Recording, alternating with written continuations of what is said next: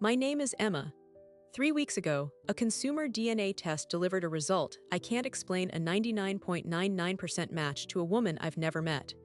She is, according to science, my identical twin, but my parents told me I was an only child. I am 24 years old. My entire life, my identity, was built on a single fact my parents gave me: I was their only child. Now, with one click on a website, that fact has shattered. And the only people who can explain why my twin sister was given away when we were 3 months old are the two people who have lied to me every single day of my life. Let me take you back to the beginning of last month, to my apartment in Chicago, and the moment my ordinary life ended. I took the DNA test on a whim, a birthday gift to myself. I wanted to know my ancestry, maybe find a distant cousin. I was not prepared for a sister. The results took 4 weeks. When the email arrived, I was making coffee. I clicked the link, expecting a colorful pie chart of European regions. Instead, at the very top of the page, in bold letters, it said, "Close family 99.99% match." The name listed was Chloe Anderson. The predicted relationship, identical twin or duplicate sample. My first thought was it had to be a mistake, a glitch. I called the customer service line. The woman who answered was patient. She asked for my kit number. I heard typing, then her voice changed. "Ma'am," she said, "this isn't an error. The match is verified. You share 100% of your autosomal DNA with this individual. The only possible biological explanation is that you are identical twins." I hung up. I stared at my reflection in the dark screen of my laptop. An only child, that's what I'd always been. That's what my baby book said. That's what every family photo, every holiday, every story of my birth confirmed. My parents, Robert and Linda, were in their late 40s when they had me. A miracle baby, they called me. Their one and only. I found Chloe Anderson on social media in less than 10 minutes. Her profile was public, and when her picture loaded, the air left my lungs. It was like looking into a mirror, but one that showed a different life. Her hair was the same shade of light brown, cut to the same shoulder length. She had my exact nose, my smile. She was wearing a denim jacket in one photo, smiling with friends. I was wearing a cream sweater in my profile picture. We were mirror images, separated by a screen and 24 years of lies. I sent her a private message. My hands were shaking. "Hi, this is going to sound insane. I took a DNA test. The results say we are a 99.99% match. I think we might be related." She read it within the hour. She didn't reply, she called me. Her voice on the phone was a tremor. "Emma," she said, "I got your message. I need you to tell me your birthday." "June 12th, I said, a long silence. Then a sob, choked and raw. "I was born on June 12th too," she whispered. "In St. Mary's Hospital in Denver. My adoption papers say I was a single birth." We talked for 4 hours that night. We unraveled the only truth we had. We were both born in Denver, on the same day, in the same hospital. She was adopted at 3 months old by a couple in Oregon. I was brought home from that same hospital by Robert and Linda. My parents, our parents. Chloe had always known she was adopted. She had a good life, loving parents. She'd taken the DNA test hopping to find medical history, maybe a biological relative. She never imagined a twin. "I always felt a piece of me was missing," she told me, her voice quiet. "I thought it was just the adoption thing, but it was you. It was always you." I, on the other hand, had no idea. My birth certificate listed Robert and Linda as my parents. No mention of adoption, no hint of a twin. The lie was seamless, built into the foundation of my identity. The next morning, I went to the small safe where my parents kept important documents. I knew the combination. Inside, I found my birth certificate. It looked official, but now, with a sickening clarity, I saw the details. It was issued 6 months after my birth date. That's unusual. Most parents get it within weeks. I took a picture and sent it to Chloe. An hour later, she sent me hers. Different names for the parents, of course, but the same attending physician listed. The same Dr. Arthur Jensen. A quick online search told me Dr. Arthur Jensen was a prominent obstetrician in Denver in the late 90s. He retired 15 years ago.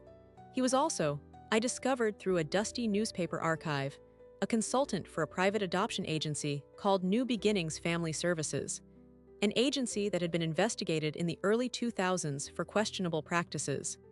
The case was sealed. The pieces were forming a picture I didn't want to see, a doctor, an adoption agency, one twin kept, one twin given away, and my parents, who raised me with quiet, devoted love, were at the center of it. I need to pause here. If you've ever discovered a secret that rewrote your entire history, type "rewrite" in the comments. And if you're wondering how parents could look their child in the eye every day and hide a sibling, type "how now." Because what I did next would force that secret into the light. I didn't yell, I didn't accuse, I planned. I booked a flight home to Denver for the following weekend. I told my parents I was coming for a surprise visit, that I missed them. My mom's voice was warm, excited. "We can't wait to see you, sweetheart." What she didn't know was that I wasn't coming alone. Chloe booked a flight, too. We decided to meet in person for the first time at a hotel near my parents' house. We would meet as strangers, as sisters, and then we would face them together.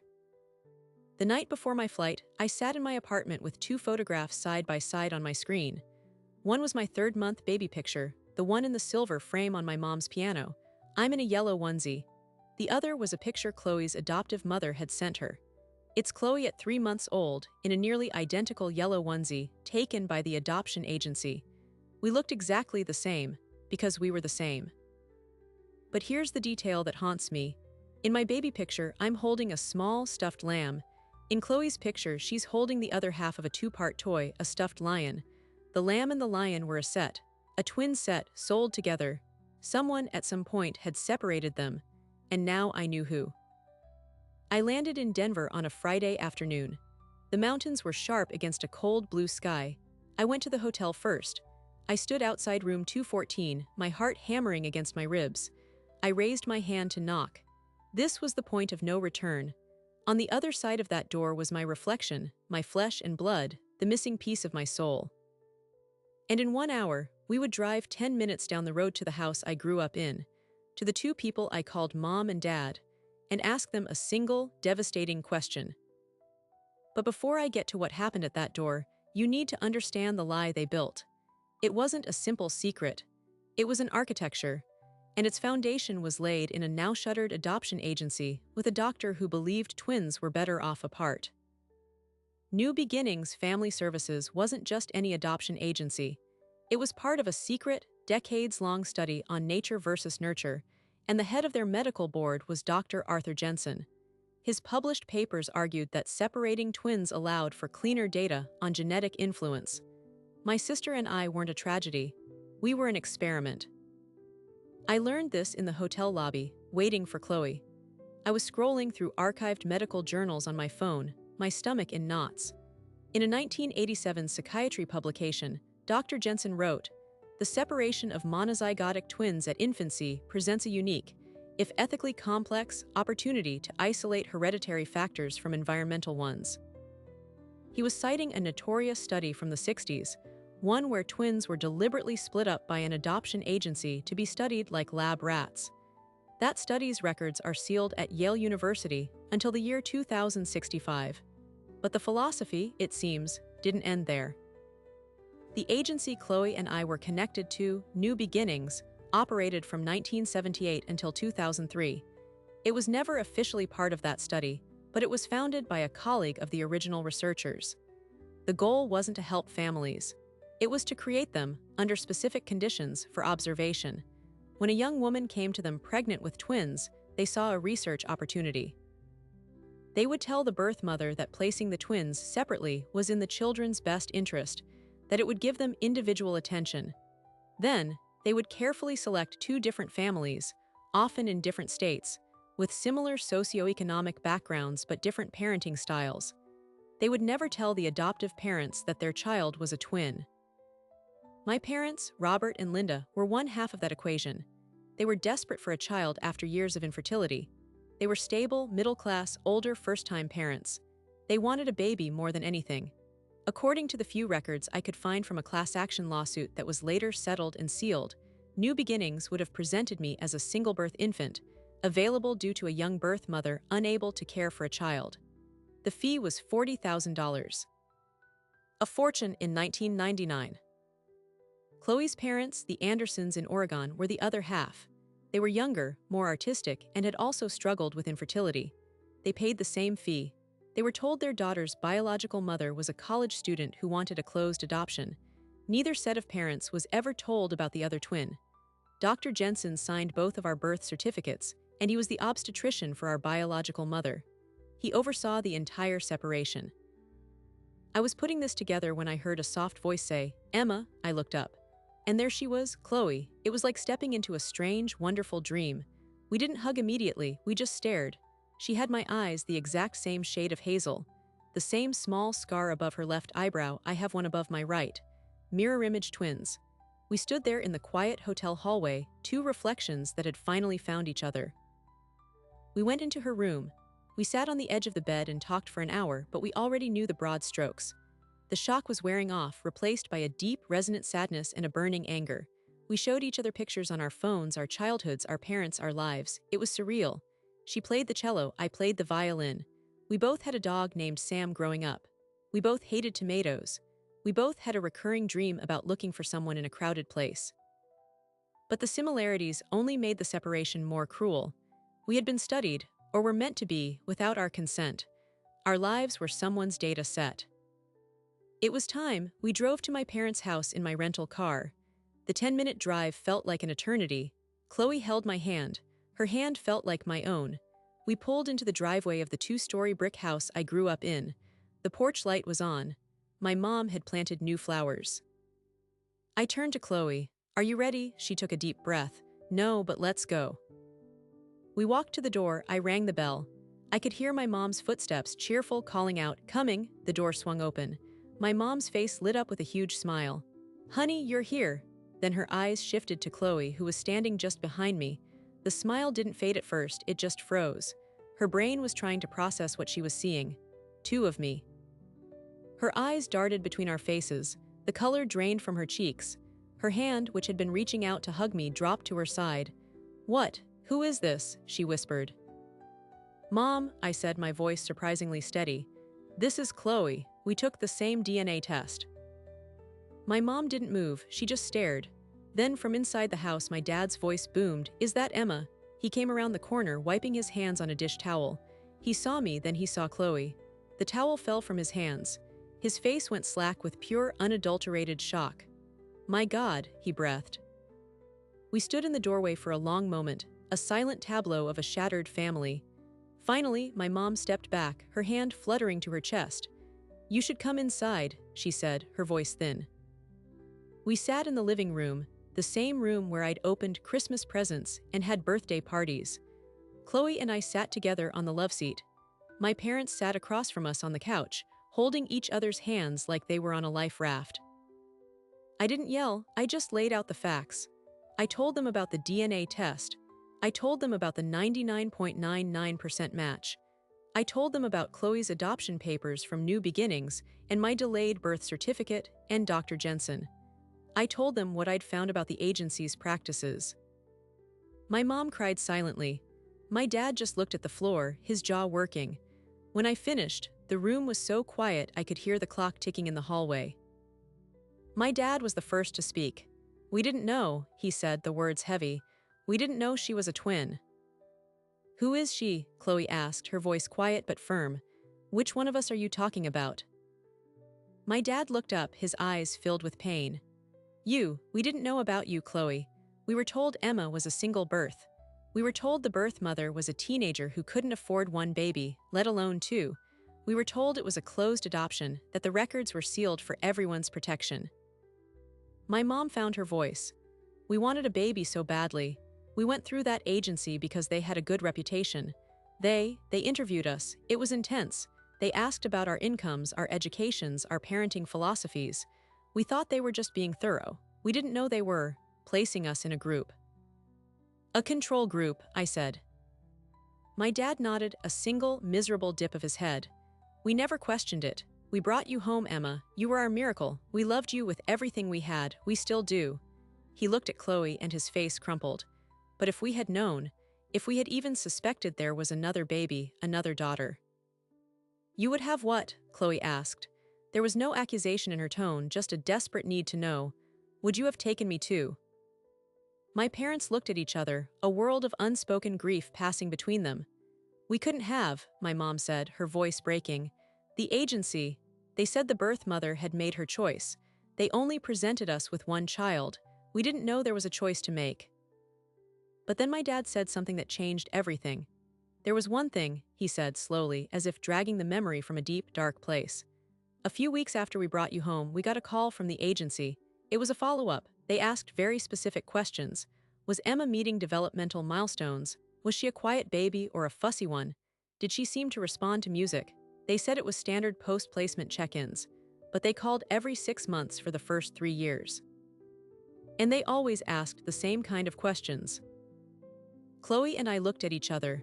The study, they were collecting data. My parents, unknowingly, were filing reports on their twin subject. My mom stood up suddenly, her hand over her mouth. She rushed out of the room. We heard her open a drawer in the kitchen, then she came back, holding a small, faded notebook. Her hands were shaking. I wrote things down, she whispered. After the calls, I would jot down what they asked and what I said. I thought maybe one day Emma would want to know what she was like as a baby. She handed me the notebook. I opened it. The entries were in my mom's neat handwriting. At the top of each page was a date. The questions were indeed specific. Does the child show a preference for her right or left hand? Describe her reaction to sudden loud noises. Has she shown an early interest in puzzles or mechanical toys? The last entry was dated October 12, 2002. Then they stopped. That was around the time the agency came under investigation. I handed the notebook to Chloe. She read a few lines and then closed it, tears in her eyes. They were using you, she said to my parents. They were using all of us. My dad put his head in his hands.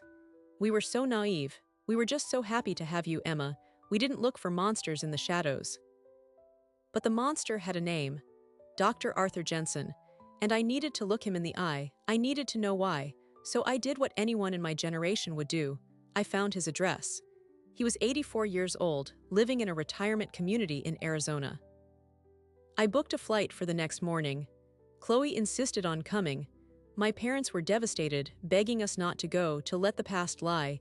But the past wasn't lying. It was screaming, and we had to answer. Before we left, my mom hugged Chloe for the first time. It was awkward, tearful, but real. I'm so sorry, she kept saying. I'm so sorry we didn't know you. My dad just looked at the two of us side by side, and I saw the full weight of his regret. He had gotten the daughter he wanted, but in doing so, he had participated in robbing her of a sister. As Chloe and I drove back to the hotel, I got a notification on my phone. It was an email from the DNA testing service. They had a new feature, DNA relatives shared matches. I clicked it. Under mine and Chloe's profile, it listed another close match we both shared. A 50% match, a parent. It was a man. His name was David. His profile was blank, but his age was listed as 52. Our biological father was alive, and he was on the website too. We now had 2 confrontations ahead of us. An old doctor in Arizona who tore us apart, and a father who may have never known we existed. And we had to decide which door to knock on first. We chose the father. His name was David Mercer. He lived in Tacoma, Washington. When we called him, his voice was cautious but kind. He agreed to meet us. He said he'd been waiting 24 years for a call like this. What he didn't say was that he'd been waiting for 1 call, not 2. We flew to Seattle, then drove south. The coffee shop where we agreed to meet was all wood and glass, overlooking the Puget Sound. Chloe and I arrived first. We sat at a table by the window, 2 identical women, waiting for the man who gave us half our DNA. We had no plan, no script. We just had a single burning question, did you know? He walked in at exactly 2 p.m. He was tall, with kind eyes and graying hair. He scanned the room, looking for one young woman who might resemble a memory. He saw 2 of us. He stopped dead. His hand went to the back of a chair to steady himself. He didn't look shocked in the way my parents had. He looked devastated, as if a hope he'd carried for decades had just doubled in weight and shattered. He walked over slowly. Emma, he asked, looking at me then at Chloe. And Chloe, she said softly. He sat down, his movements heavy. My God, he whispered, looking back and forth between us. You're identical. We are, I said. We just found each other 3 days ago, through a DNA test. David closed his eyes for a moment. When he opened them, they were wet. I knew about one, he said, his voice thick. The agency told me there was one baby girl. They told me she was placed with a wonderful family in Colorado. They said it was a closed adoption, that it was what her mother wanted. They never said there were two. Our mother, Chloe said. What can you tell us about her? David took a deep breath. Her name was Sarah, Sarah Miller. We were young. I was 28, she was 23. We weren't ready for a family. It wasn't a great relationship, but it was real. When she told me she was pregnant, I panicked. I said I wasn't ready to be a father. She said she wasn't sure she could go through with it. A week later, she told me she'd found an adoption agency that would handle everything. New beginnings. She said they were supportive, that they'd help her find a good home for the baby. I was relieved, and I've been ashamed of that relief every day since. He went on. He said he went to a few appointments with Sarah. He met Dr. Jensen once. He was very professional, very calm. He said they specialized in placing bobbies with stable, loving families. He said it was a gift we were giving. I believed him. Then David told us the part that made my blood run cold. About a month before the due date, Sarah called me, crying. She said she'd changed her mind. She wanted to keep the baby. She said she had a bad feeling about the agency, that they were asking too many strange questions. I was selfish. I told her we had a deal, that we'd already signed papers. I told her it was too late. His voice broke. The last time I saw her was at the hospital. After the delivery, she was exhausted, out of it. Dr. Jensen came out to talk to me in the hallway. He said there had been a complication, but the baby was fine. A healthy girl. He said Sarah was too upset to see me. He gave me a form to sign, terminating my parental rights. I signed it. I never saw Sarah again. I never saw my daughter, until today. He looked at us, his face a mask of grief. A complication, that's what he said, was the complication that there were two Bobbies. I nodded. We think so. We think they separated us intentionally. David put his head in his hands. I failed her. I failed both of you, and I failed Sarah. Then he looked up, a new horror dawning in his eyes. Where is Sarah? Did you find her? We hadn't. Her name wasn't on any of our documents. We'd searched, nothing. David's face paled further. After I signed the papers, I tried to contact her. For years, letters, calls, she vanished. Her parents said she'd moved away, that she didn't want to be found. I always thought it was because of the pain, because of me. But what if? What if she hadn't vanished by choice? The meeting with David ended with more questions than answers, but with one solid new ally. He gave us his number, told us to call him for anything. He hugged us both, a clumsy, tearful embrace. He had lost one daughter in his mind for 24 years. In one afternoon, he had gained two, and the crushing guilt that came with us. Now we had to face the architect, Dr. Arthur Jensen. The flight to Arizona was silent. Chloe slept. I stared out the window at the clouds, thinking about Sarah Miller, a young woman who wanted to keep her Bobbies, who had a bad feeling and who disappeared. The retirement community was called Sunridge Vista. It was beige and quiet, with manicured lawns and golf carts puttering along paths. We found his villa, number 47. My hand was steady as I rang the bell. An elderly woman answered, pleasant, smiling. Hello. We're here to see Dr. Jensen, I said. It's about a personal medical history. Of course, dear, he's in the sunroom. I'm his wife, Eleanor. She led us through a tidy living room to a bright room filled with plants. And there, in a wheelchair by the window, was Dr. Arthur Jensen. He was frail, his hands spotted with age, but his eyes behind thick glasses were sharp, alert. Arthur, you have visitors, his wife said cheerfully before leaving us. He looked at us, first with polite curiosity, then with a slow, dawning recognition. His gaze flicked between Chloe and me. He didn't look shocked. He looked resigned, as if he'd been expecting this knock for 24 years. I wondered if this day would come, he said, his voice a dry rustle. The DNA databases, I knew it would eventually unravel the work. The work, Chloe said, her voice cold. Is that what you call it? Sit down, he said, gesturing to two chairs. We remained standing, he sighed. You're the Miller twins, born June 12, 1999. I delivered you. You separated us, I said. It was a different time, he began, but I cut him off. We know about new beginnings. We know about the study. We know you never told our parents they were adopting a twin.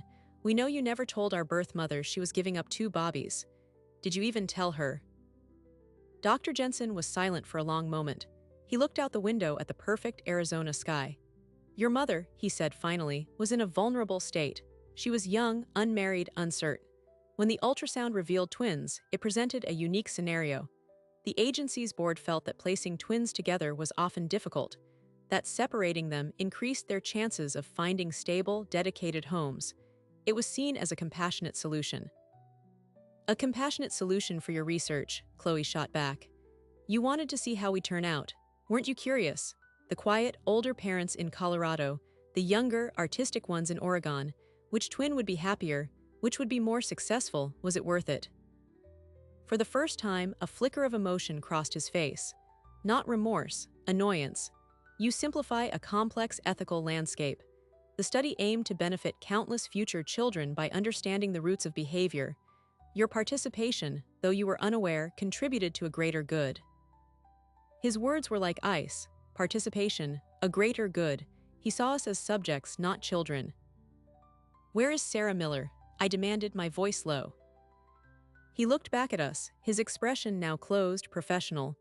I cannot discuss patient details due to confidentiality. She chose a closed adoption. She wanted a clean break. She wanted to keep us, I said, my control snapping. Our father said she changed her mind. What did you do to her? Dr. Jensen's lips pressed into a thin line. I provided medical care. The decisions were made by the agency and the birth mother. My role was obstetric. Now I think you should leave. My wife gets anxious. We were being dismissed. The man who had torn our lives in two was dismissing us from his sunroom. The injustice was a physical fire in my chest. But then Chloe did something unexpected. She stepped forward, pulled out her phone, and opened the photo of us as Bobbies with the separated lamb and lion toys. She held it in front of his face. You gave her the lion. You gave me the lamb. You knew exactly what you were doing. Dr. Jensen looked at the photo, and for one fleeting second, the mask of the dispassionate scientist slipped. I saw it, a deep, unsettling sadness in his eyes. Then it was gone, replaced by the same sterile calm. Sentimentality, he said, is the enemy of good science. Goodbye, girls. We were ushered out by his wife, who was no longer smiling, her face pinched with worry. The door closed softly behind us. We stood on the perfect porch, the desert sun beating down, feeling more powerless than we had in my parents' living room. We had confirmation, but no closure. We had a villain, but he was an old man in a wheelchair who felt no need to repent. The system that allowed it was shut down, its records scattered or sealed. What did we do with that? We drove to a diner near the airport, numb. We ordered coffee we didn't drink. The wait, it gets worse moment wasn't a new fact from Jensen. It was the realization that there was no grand confrontation, no tearful apology, no justice to be had. The architecture of the lie was so complete, so coldly logical to its creators, that our pain was just an unmeasured variable. Then Chloe's phone buzzed. It was a message from David, our father. It read, I've been digging through old boxes. I found something. A letter from Sarah, postmarked a year after you were born. It was returned to me, unopened, marked return to sender. I never saw it until now. I'm scanning it. It's addressed to me, but I think it's for you. A minute later, a PDF arrived. We opened it on my phone. The handwriting was sloping, elegant, but the lines wavered. David asterisk. I know you probably won't get this. They said you moved. I hope someday you do. I need to tell someone I had twins, two beautiful girls. I heard one cry just once. They told me the other was stillborn. They told me it was a mercy I didn't see her. They told me the one who lived went to a good family. I signed the papers because I was broken, because they said it was best. But I don't believe them anymore. I think they lied. I think they took my other daughter. Her name was Chloe. I named them Emma and Chloe. I heard a nurse say it. The Jensen case, the twins. I'm trying to find out what happened. The agency won't talk to me. Dr. Jensen says I'm confused, traumatized. Maybe I am, but a mother knows. I feel her. Somewhere she's alive. If you find this, if you ever find our daughter, tell her I love them both. I didn't give them away. They were taken. Sarah! The diner noise faded away. Chloe was gripping my arm so tightly it hurt. Our mother had known. She had fought. She had named us. Emma and Chloe. She had been gaslit, told she was crazy, told one of us was dead. She had spent a year, maybe more, trying to find the truth before her letter was sent back, before she vanished. The letter changed everything. We weren't just an experiment, we were a theft, and our mother was the first victim. We had a mission now, not just for us but for her. We had to find Sarah Miller. But as we sat there, reeling, my phone buzzed again. This time it was an email notification. The subject line made my heart stop. Regarding your inquiry, New Beginnings Family Services. It was from a lawyer. The first line read, "My client, Dr. Arthur Jensen, is considering legal action for harassment and defamation. Any further contact will be met with a restraining order and a lawsuit." The hammer was coming down. The architect wasn't just dismissing us. He was threatening to silence us. We had the truth, but we were standing on a battlefield, and the first shot had just been fired over our heads. We had to decide, do we retreat or do we go to war? We went to war, not with lawyers first, but with the truth. We created a private website. We uploaded every document, the DNA results, the adoption papers, the journal entries, Sarah's letter, the threatening email from Jensen's lawyer. We wrote our story, from the first click to the last threat. And then we sent the link to every news outlet, every journalist who had ever written about unethical adoption practices. We called it the Twin Study. The response was a tsunami. It took 48 hours. An investigative reporter from a major network picked it up, then another. Our story had everything: secret science, stolen bobbies, a mother's lost voice, and two identical women fighting back. The lawyer's threat was now a public relations nightmare for Dr. Jensen. The restraining order was filed, but so were the subpoenas from journalists. My parents and Chloe's parents were terrified, but they stood by us. They gave interviews, their faces lined with shame and a new determination. They said the same thing: "We were lied to, we are part of this lie, and we support our daughters in uncovering it." David, our biological father, did the same. The three sets of parents, united by a deception they never understood, became an unexpected front in our battle. The pressure worked. 2 weeks after the story broke, we got a call from a different lawyer. This one represented the now-defunct New Beginnings Agency's remaining board members. They wanted to talk. They offered a settlement, a non-disclosure agreement, and a sealed file on our case. We said no to the money and the silence. We said yes to the file. We met in a sterile conference room in Denver. The file was a thin manila folder. Inside were photocopies of intake forms, payment records, and a single typewritten memo. The memo was from Dr. Arthur Jensen to the agency director, dated May 3, 1999. The subject line read, "Placement Protocol for Case Miller Twin Female Set." The language was clinical, chilling. It outlined the placement strategy. One twin designated Twin A, me, to be placed with Family Unit 14, my parents, described as older, structured, value academic achievement. The other twin, Twin B, Chloe, to be placed with Family Unit 9, the Andersons, described as younger, creative, emotionally expressive. The memo stated, "No disclosure of twin status to either family unit is to be made." Annual developmental surveys will be administered under the guise of standard post-placement care for a period of 10 years. There it was, in black and white. We were Case Miller, we were a protocol. But at the bottom of the file was a handwritten note on a sticky note, faded. It said, "Birth Mother S. Miller increasingly agitated. Requests for visitation denied. Recommends psychological evaluation to manage persistent false belief regarding second infant. J." He had recommended our mother be psychologically evaluated because she believed we were both alive. He pathologized her truth. We took the file to the reporter. The story exploded again, this time with the documentary evidence. State legislators in Colorado and Oregon launched inquiries into historical adoption practices. The medical board in Arizona reopened a dormant file on Dr. Jensen. And through the noise, a miracle happened. A woman saw the news story in a small town in Montana. She was a social worker. She recognized the name Sarah Miller from a case file from years earlier. A woman with that name had been admitted to a state psychiatric facility in 2001, diagnosed with severe depression and delusions. Her delusion, according to the old notes, was that she had given birth to twins and one had been stolen from her. She was deemed not a danger, treated, and released. She had left no forwarding address. But the social worker remembered something else. Sarah had been a talented artist. She had painted in the facility's art therapy program. The social worker dug through storage and found one of her paintings.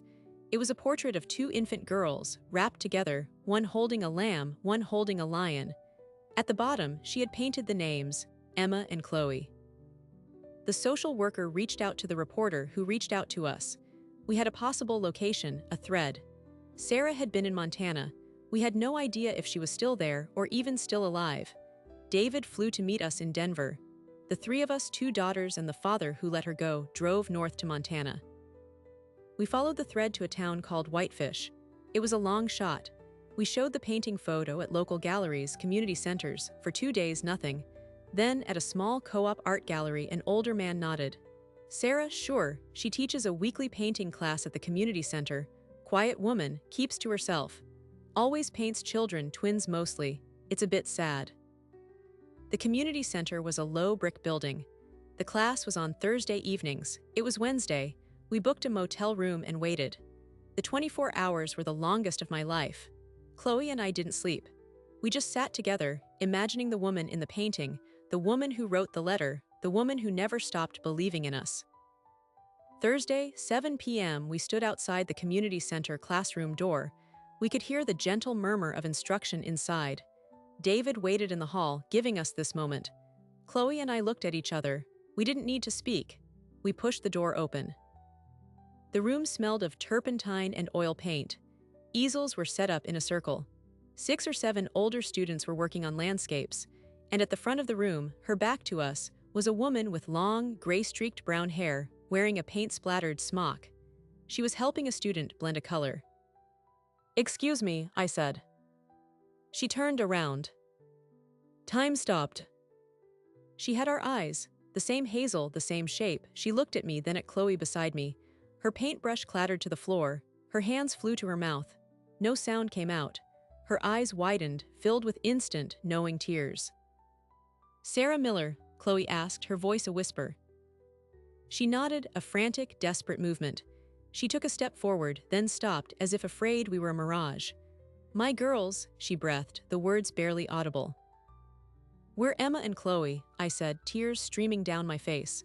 "We got your letter." A sob broke from her chest, raw and full of 24 years of grief. She closed the distance between us in 2 steps and wrapped her arms around both of us, pulling us into a tight, trembling embrace. She smelled like lavender and oil paint. She was crying into my hair, her hands clutching at our backs as if making sure we were solid.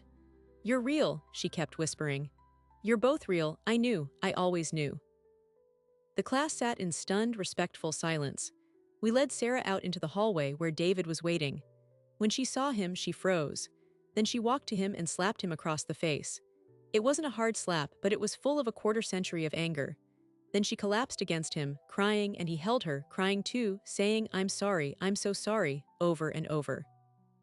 We spent the next week in Whitefish. We learned our mother's story. After the birth, after they told her one twin was stillborn, she sank into a deep depression. She tried to investigate, but the agency stonewalled her. Dr. Jensen suggested she was suffering from a postpartum psychotic break, a suggestion that followed her for years. She was hospitalized, treated, and eventually rebuilt her life in Montana, but the loss was a hole she could never fill. She painted us. Every year on our birthday, she painted a new portrait of what she imagined we looked like. She had an entire room of them, from infants to young women. The likenesses were unnervingly close. The reunion was not a fairy tale. It was messy, emotional, and fraught with complex guilt and grief. David's guilt, Sarah's trauma, our own anger and confusion, but it was real. We had found the missing piece, the source. As for Dr. Jensen, the system we unleashed did what we could not. The medical board revoked his retired license for ethical violations. The news coverage made his name synonymous with a monstrous chapter in adoption history.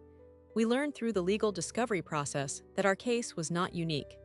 New Beginnings had separated at least 7 other sets of twins between 1985 and 2001. We are now in contact with 3 of those other twins, a network of the separated, helping each other pick up the pieces. The lawsuit against us was dropped.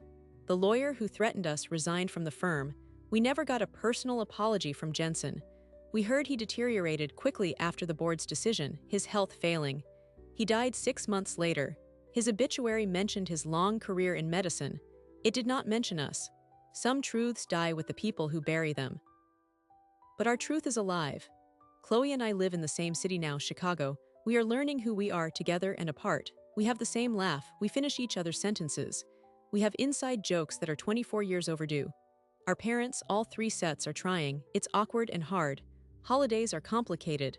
But there is effort, and after a lifetime of hidden effort against us, effort in the light feels like a victory. My relationship with Robert and Linda, the parents who raised me, is forever changed. I love them. I also know they were willfully blind. Our rebuilding is slow based on radical honesty. They are in therapy. So am I, so is Chloe, so is Sarah. The final surprising detail came from Sarah just last month. She was going through an old trunk and found a small, sealed envelope given to her by a nurse on the day she was discharged from the hospital. The nurse had whispered, "Keep this, for when you're stronger." Sarah had been too traumatized to open it. She'd forgotten it existed. Inside were two tiny, identical hospital bracelets. The paper was yellowed, but the typed names were clear.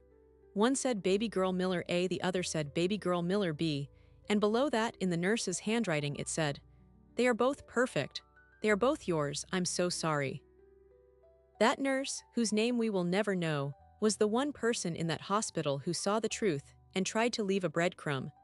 A small act of rebellion that waited 24 years to be found. It is my most treasured possession. So what did we win? We didn't get our childhoods back. We didn't get justice, not really. We got the truth. We got each other. We got a mother who never gave up. We got a father who finally showed up. We got to dismantle the architecture of the lie, brick by painful brick, and in its place, we are building something new, something authentic, something ours. The door that was sealed shut for 24 years is now open. We decide who walks through it. We decide how wide it stays. And for the first time in our lives, we are both on the same side of that door. If you take anything from our story, let it be this: the most dangerous lies are not the ones told to us, but the ones built around us. The ones woven into our birth certificates, our family albums, our very sense of self. For 24 years, I was an only child. That was my reality. Until science, and a sister I never knew I was missing, offered me a different one. Our story is about more than twins. It's about consent. It's about who gets to author your life story before you can even speak. A doctor, an agency, a system decided that data was more valuable than our bond, that a study was more important than a sister. They saw two Bobbies and saw a research opportunity. We had to become adults to see it as a crime. But here's the thing about the truth. It's patient. It waits in DNA. It waits in a nurse's conscience, in a faded letter, in a painted portrait. It waits for you to ask the right question, or in our case, to spit in a tube on a whim. You cannot outrun it forever. The architecture of a lie, no matter how well built, always has a weak point. For us, it was a 99.99% match on a website. I look at my life now and I see two versions. The one I lived and the one I was meant to live. I mourn the birthday parties we didn't share, the secrets we didn't whisper, the childhood that was halved. But I don't live in that mourning. I live in the reunion. In the coffee dates with Chloe, in the cautious hugs from Sarah, in the complicated, earnest attempts from all the parents who love us in their flawed ways. We are not a neat story. We are a messy, ongoing, beautiful repair. Some families are born. Ours had to be forged in the fire of a devastating truth, and maybe that makes it stronger. So, if you're watching this and you feel a disconnect in your own story, if there's a silence in your family that feels heavier than it should, trust that feeling. Ask the question. You might not find a twin. You might find a different truth altogether. But any truth you claim for yourself is better than a lie someone else built for you. You are the author of your life. Not your parents, not your past, not the secrets kept in manila folders. It might start with a single question. For me, it started with a click. Thank you for listening to our story. If it resonated with you, if it made you think about your own family's architecture, leave a comment below. Tell me what you would have done. And if you want more stories about secrets, family, and the truth that finds us, subscribe. I'll see you in the next one.